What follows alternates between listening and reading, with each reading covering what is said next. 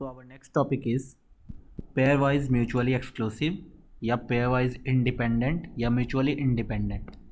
ये जो टॉपिक है अभी हम लोग पढ़ रहे हैं ये ज़्यादा इम्पोर्टेंट तो नहीं है, लेकिन फिर भी हमें याद तो रखना ही है, कहीं क्वेश्चन आ जाए।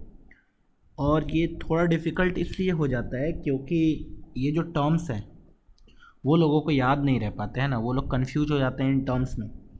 तो मैं सीधा सा सिंपल सा फंडा बताता हूँ याद रखने का कि बताओ म्यूचुअली एक्सक्लूसिव क्या होता है। अगर तुम बोलोगे म्यूचुअली एक्सक्लूसिव क्या होता है, दो मेरे पास सेट है ए एंड बी, वो दोनों म्यूचुअली एक्सक्लूसिव कब होंगे, तो तुम्हारा जवाब क्या आएगा कि जब sir A intersection B phi आ जाएगा, मतलब नल सेट आ जाएगा। और अगर प्रोबेबिलिटी के टर्म में लिखे तो मैं क्या बोलूँगा, probability of A intersection B sir 0 आ जाए तो ए और बी क्या हो जाएगा, म्यूचुअली एक्सक्लूसिव।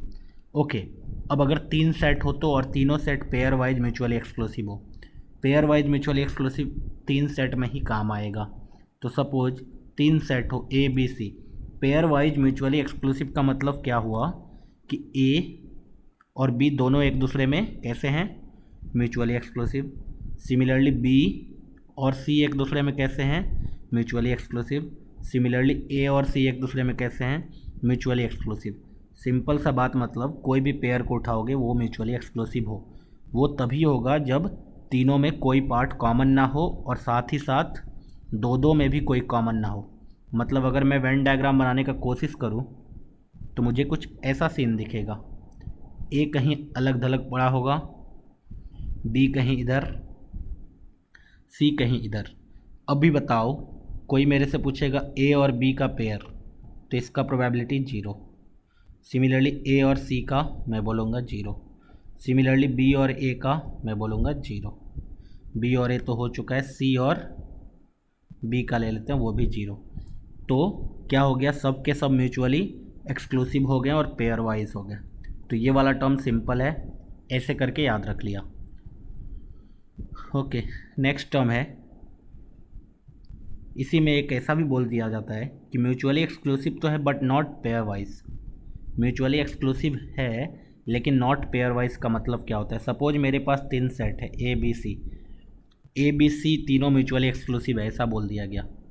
लेकिन ऐसा नहीं बोला गया कि A B C are pair wise mutually exclusive. A B C are pair wise mutually exclusive का मतलब क्या होता कि ए बी से म्यूचुअली एक्सक्लूसिव, बी सी से, और ए और सी से। कोई भी दो पेयर को उठाओगे वो म्यूचुअली एक्सक्लूसिव होगा। लेकिन यहाँ पे अगर ऐसा स्टेटमेंट बोले कि A B C are mutually exclusive but not pair wise, इसका मतलब क्या हुआ कि ए और बी का इंटरसेक्शन कुछ ना कुछ आएगा, बी और सी का इंटरसेक्शन कुछ आएगा, ए और सी का इंटरसेक्शन कुछ ना कुछ आएगा, लेकिन ए बी सी तीनों का इंटरसेक्शन कुछ नहीं आएगा।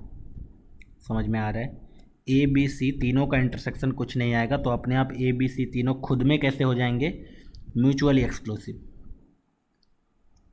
मतलब क्या है, तो वेन डायग्राम से देखते हैं। इस टाइप का हमने वेन डायग्राम कहीं ना कहीं देखा हुआ है, और कब देखा हुआ है, जब मैंने पढ़ाया था म्यूचुअली एक्सक्लूसिव इवेंट। देखो इधर ए बी सी, अभी देखो ए इंटरसेक्शन बी कुछ आया है, बी इंटरसेक्शन सी कुछ आया है, ए इंटरसेक्शन सी भी कुछ आया है। लेकिन कोई मेरे से पूछेगा probability A intersection B intersection C कितना, तो वो आंसर कितना आ जाएगा, 0।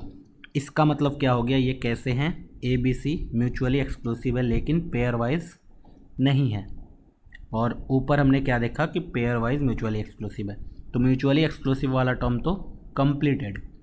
सिमिलरली नेक्स्ट टर्म आएगा पेयर वाइज इंडिपेंडेंट। अभी बताओ पेयर वाइज इंडिपेंडेंट का मतलब क्या है। अगर 3 इवेंट्स है मेरे पास ए बी और सी, तीनों पेयर वाइज इंडिपेंडेंट का मतलब आप सब लोग समझ गए होंगे, ए और बी खुद में इंडिपेंडेंट है। इसका मतलब पी ए इंटरसेक्शन बी किसके बराबर, P A into P B. Similarly B और सी खुद में म्यूचुअल इंडिपेंडेंट है, तो probability B into probability C. Similarly A and C खुद में इंडिपेंडेंट है, तो प्रोबेबिलिटी सी। ये क्या हो गए, पेयर वाइज इंडिपेंडेंट हो गए। क्यों, क्योंकि इंडिपेंडेंट का कंडीशन हमें पता है कि दो सेट अगर इंडिपेंडेंट है तो क्या होना चाहिए, P A intersection B P A into P B के बराबर होना चाहिए। तो कोई भी पेयर को उठा लिया, उनका ये सीन होना चाहिए, तो अपने आप ये कैसे हो जाएंगे, पेयरवाइज इंडिपेंडेंट। ओके, ये तो सिंपल था। नेक्स्ट टर्म है म्यूचुअली इंडिपेंडेंट। हाँ, ये वाला टर्म थोड़ा सा कंफ्यूजिंग है, ठीक है। म्यूचुअली इंडिपेंडेंट मतलब हमने सबसे पहले देखा म्यूचुअली एक्सक्लूसिव, वो हमें पता है इंटरसेक्शन कुछ नहीं आना चाहिए। पेयर वाइज आया तो पेयर वाइज देख लेंगे। ओके, दूसरा टर्म आया पेयर वाइज इंडिपेंडेंट, तो वो भी हमने देख लिया है कि एक दो दो पेयर बनाया और वो इंडिपेंडेंट होने चाहिए। लेकिन यहाँ पे म्यूचुअली और इंडिपेंडेंट, ना पेयर वाइज ना कुछ। बोला गया अगर तीन इवेंट्स है ए बी सी और ये तीनों म्यूचुअली इंडिपेंडेंट हैं, तो इसका मतलब ये होता है कि if each possible subset of event is mutually independent, जितने भी पॉसिबल सबसेट होंगे ए बी और सी के सारे कैसे हो जाएंगे, म्यूचुअली इंडिपेंडेंट। तो सोचो अगर तीन सेट है तो क्या क्या सबसेट बनेगा, ये होना ही चाहिए, सिमिलरली ये भी होना चाहिए, सिमिलरली ये भी होना चाहिए, एंड एक और टर्म बस ऐड हो जाएगा A intersection B intersection C भी P A into P B into P C के बराबर आना चाहिए। अगर ये हो गया तब हम लोग क्या बोलेंगे, ए बी सी कैसा है, म्यूचुअली इंडिपेंडेंट है। तो यही चार टर्म्स थे, उसको याद रखना है। तो मैंने क्या बोला सबसे पहले, पेयर वाइज म्यूचुअली एक्सक्लूसिव, उसके लिए सारे के सारे कैसे होना चाहिए, intersection 0। Mutually exclusive but not pair wise के लिए क्या हो, ओवरऑल इंटरसेक्शन 0 होना चाहिए, साथ पेयर का नहीं। सिमिलरली पेयर वाइज इंडिपेंडेंट कब होगा, जब कोई भी पेयर उठाओ वो इंडिपेंडेंट हो जाए। और म्यूचुअली इंडिपेंडेंट क्या होगा कि जितने भी पेयर्स पॉसिबल हैं वो सारे के सारे इंडिपेंडेंट होने चाहिए। बस इतना ही कॉन्सेप्ट था। इस पे क्वेश्चन करते हैं। सबसे पहला क्वेश्चन है अपना कि let a fair coin is tossed twice. एक कॉइन को टॉस किया गया ट्वाइस, तो क्या क्या सैम्पल स्पेस आता है हमें पता है, head head, head tail, tail head, tail tail, ठीक है।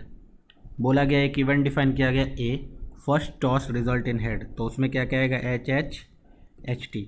सिमिलरली बी में क्या क्या आएगा, second toss result in head, तो उसमें आएगा T H H H.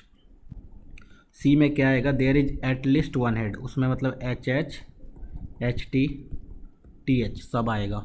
Okay, अब हमें क्या क्या निकालना होगा कि चेक करना है हमें कि ये पेयर वाइज इंडिपेंडेंट है, म्यूचुअली इंडिपेंडेंट है या म्यूचुअली एक्सक्लूसिव है, सब कुछ चेक करना है। अभी देखो पेयर वाइज इंडिपेंडेंट होने के लिए मुझे क्या क्या चाहिए होगा, ए इंटरसेक्शन बी तो चाहिए होगा। ए इंटरसेक्शन बी निकालोगे तो सिर्फ एच एच आएगा। सिमिलरली बी इंटरसेक्शन सी निकालोगे तो क्या आएगा, T H comma H H भी आएगा। और सी इंटरसेक्शन ए निकालोगे तो क्या आने वाला है, H H comma H T. Okay, अब अगर A intersection B intersection C निकालोगे तो क्या आएगा, तो मैं बोलूँगा एच एच। तो अब एक एक करके सबका प्रोबेबिलिटी निकालते हैं। पी ए कितना आ गया, 2 डिवाइडेड बाई 4 1/2। पी बी कितना आ गया, 2 डिवाइडेड बाई 4 1/2। पी सी कितना आ गया, 3/4। पी ए इंटरसेक्शन बी कितना आ गया, मैं बोलूँगा 1/4। पी बी इंटरसेक्शन सी कितना आ गया, 2/4 that is 1/2। P C intersection A कितना आ गया, वो भी 2/4 that is 1/2। Okay, and P A intersection B intersection C कितना आ गया, 1/4। अभी अब क्या क्या देखना है, म्यूचुअली एक्सक्लूसिव है या नहीं। म्यूचुअली एक्सक्लूसिव कब होगा, पेयर वाइज म्यूचुअली एक्सक्लूसिव कब होगा, या ओवरऑल म्यूचुअली एक्सक्लूसिव कब होगा, जब A intersection B intersection C phi आ जाए, कुछ भी कॉमन ना आए, तो वो तो है नहीं। सिमिलरली अगर पेयर वाइज म्यूचुअली एक्सक्लूसिव का बात करें तो ए और बी का इंटरसेक्शन कुछ नहीं आना चाहिए, बी और सी का इंटरसेक्शन कुछ नहीं आना चाहिए, सी और ए का इंटरसेक्शन कुछ नहीं आना चाहिए। तो यहाँ पे सब में कुछ ना कुछ इंटरसेक्शन आया है, इसलिए ये म्यूचुअली एक्सक्लूसिव तो नहीं है। अभी पेयर वाइज इंडिपेंडेंट है कि नहीं उसके लिए देखते हैं, सारे पेयर्स इंडिपेंडेंट है क्या। क्या P A intersection B P A into P B के बराबर है, बोलेंगे हाँ ये काम चल गया। क्या B intersection C P B into P C के बराबर है, बोलेंगे नहीं, बिल्कुल नहीं। और P C intersection A P C into P A के बराबर है, बोलेंगे बिल्कुल नहीं। तो यहाँ से मुझे पता चल गया कि ये पेयर वाइज इंडिपेंडेंट भी नहीं है, और पेयर वाइज इंडिपेंडेंट नहीं है तो म्यूचुअली इंडिपेंडेंट होने का तो सवाल ही नहीं उठता है। क्यों, क्योंकि पेयर वाइज इंडिपेंडेंट का ही तो कंडीशन लगता है म्यूचुअली इंडिपेंडेंट में, अलॉन्ग विथ एक extra condition P A intersection B intersection C is equal to P A into P B into P C वाला, बस। तो इस क्वेश्चन में ये तीनों कैसे थे, ना ही पेयर वाइज इंडिपेंडेंट, ना ही म्यूचुअली एक्सक्लूसिव, ना ही म्यूचुअली इंडिपेंडेंट। ओके, सिंपल सा क्वेश्चन था, बस हमें कंडीशन चेक करना था। चलो क्वेश्चन नंबर 2 देखते हैं। क्वेश्चन नंबर 2 में क्या बोला गया है, let a box contain 50 defective and 50 non defective bulbs. Okay, एक बॉक्स है, उसमें कितने डिफेक्टिव बल्ब्स हैं, 50 एंड 50 नॉन डिफेक्टिव है। डिफेक्टिव को मैं डी बोल देता हूँ कुछ देर के लिए, एंड नॉन डिफेक्टिव को मैं एन बोल देता हूँ कुछ देर के लिए। Okay, 2 are drawn 1 by 1 with replacement.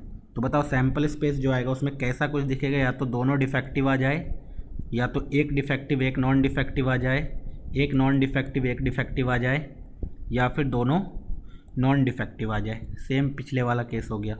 अभी ए सेट देखो, सेट ए क्या है, first is defective. First defective मतलब डी डी या डी एन।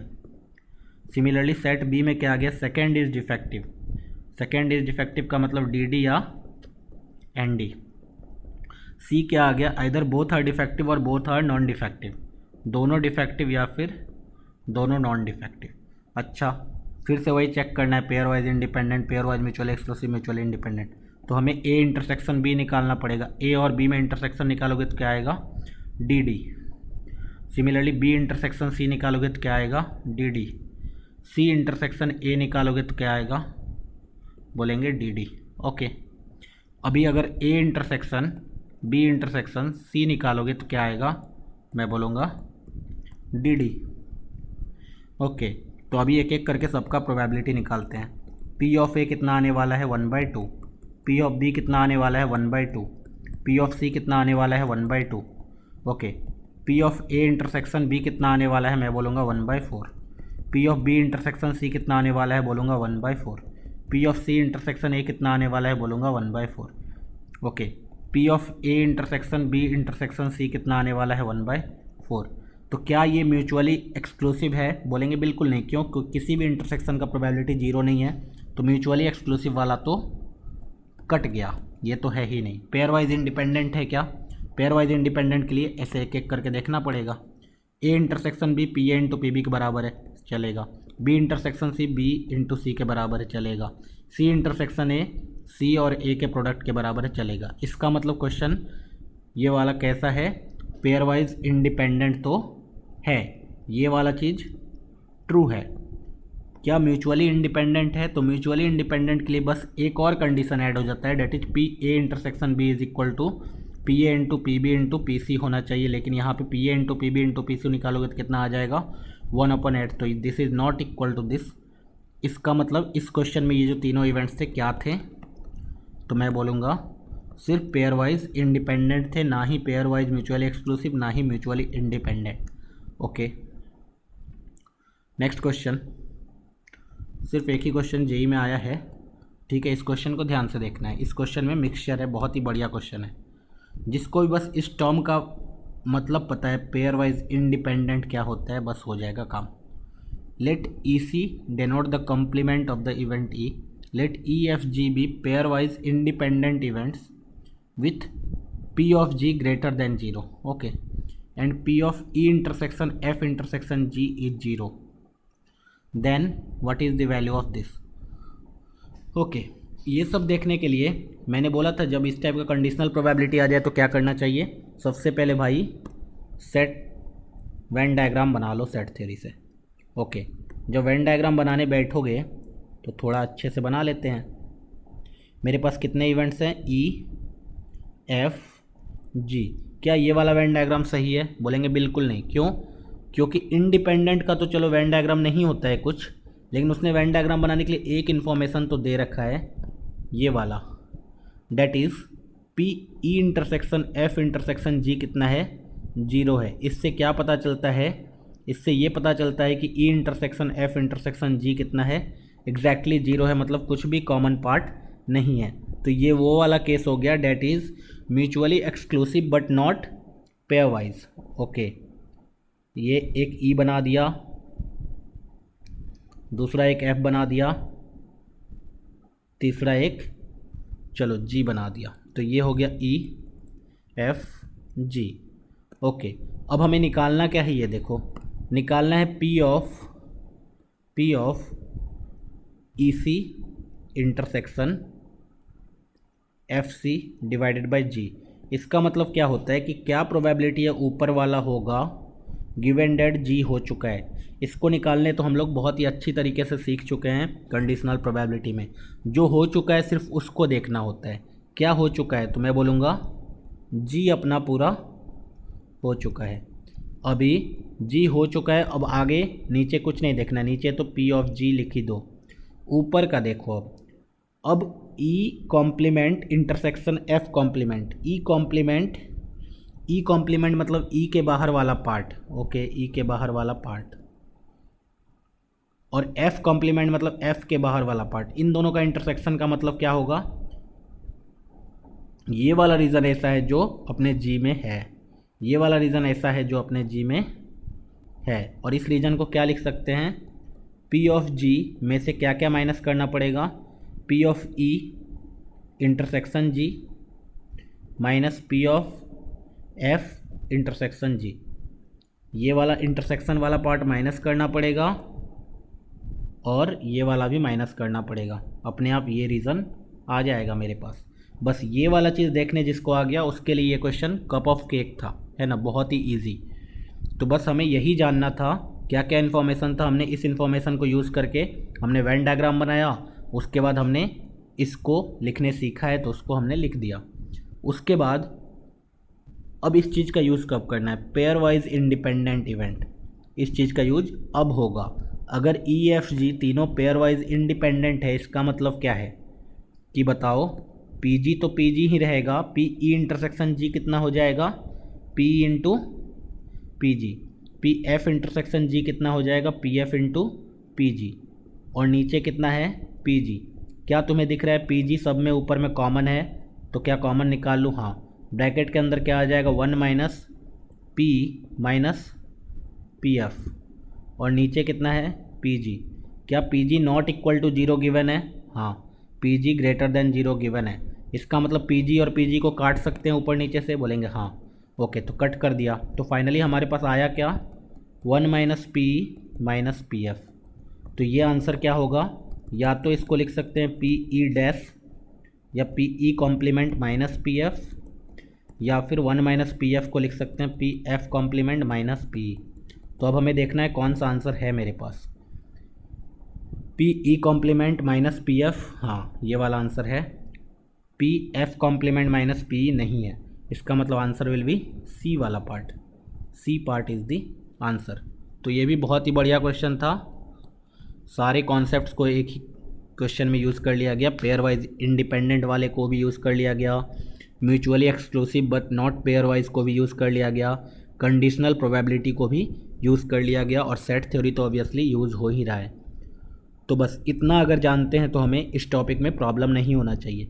नेक्स्ट टॉपिक है अपना एडिशन और मल्टीप्लिकेशन रूल।